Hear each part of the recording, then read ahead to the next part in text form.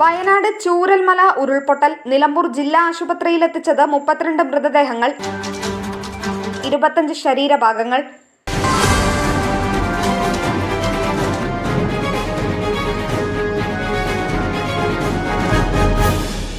വയനാട് ചൂരൽമല, മുണ്ടക്കൈ ഭാഗങ്ങളിലുണ്ടായ ശക്തമായ ഉരുൾപൊട്ടലിൽ ജീവൻ നഷ്ടപ്പെട്ടവരുടേതായി ചാലിയാർ പുഴയിൽ നിലമ്പൂർ, മുണ്ടേരി എന്നിവിടങ്ങളിൽ നിന്നായി ചൊവ്വാഴ്ച വൈകിട്ട് 7:30 വരെയായി കണ്ടെടുത്തത് 32 മൃതദേഹങ്ങളും 25 ശരീരഭാഗങ്ങളും.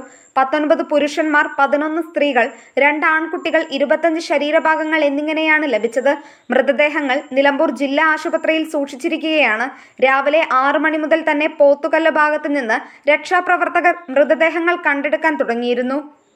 ജില്ലാ ആശുപത്രിയിൽ എത്തിച്ച മൃതദേഹങ്ങളും ശരീരഭാഗങ്ങളും വേഗത്തിൽ ഇൻക്വസ്റ്റ് നടപടികൾ പൂർത്തിയാക്കി പോസ്റ്റ്മോർട്ടം പുരോഗമിക്കുകയാണ്. 26 മൃതദേഹങ്ങളുടെ പോസ്റ്റ്മോർട്ടം പൂർത്തിയായി.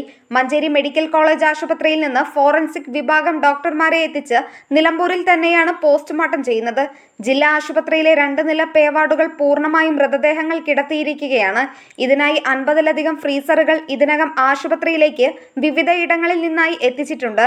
രാത്രിയിലും ഇൻക്വസ്റ്റ്, പോസ്റ്റ്മോർട്ടം നടപടികൾ തുടരും. ജില്ലയുടെ ചുമതല വഹിക്കുന്ന കായിക ന്യൂനപക്ഷക്ഷേമ വകുപ്പ് മന്ത്രി V Abdurahman, PV Anwar MLA, ജില്ലാ കലക്ടർ VR വിനോദ്, ജില്ലാ പോലീസ് മേധാവി S ശശിധരൻ, നിലമ്പൂർ നഗരസഭാ ചെയർമാൻ മാട്ടുമ്മൽ സലീം, മറ്റ് ജനപ്രതിനിധികൾ, ജില്ലാ medical officer doctor R Renuka തുടങ്ങിയവരുടെ നേതൃത്വത്തിൽ പ്രവർത്തനങ്ങൾ ഏകോപിപ്പിച്ചു. Nandana Babu, SS news, Malappuram. SS media, മലബാറിൻ്റെയും മലപ്പുറത്തിൻ്റെയും വാർത്തകളും വിശേഷങ്ങളും അറിയാൻ ഈ ചാനൽ ഇപ്പോൾ തന്നെ സബ്സ്ക്രൈബ് ചെയ്യുക.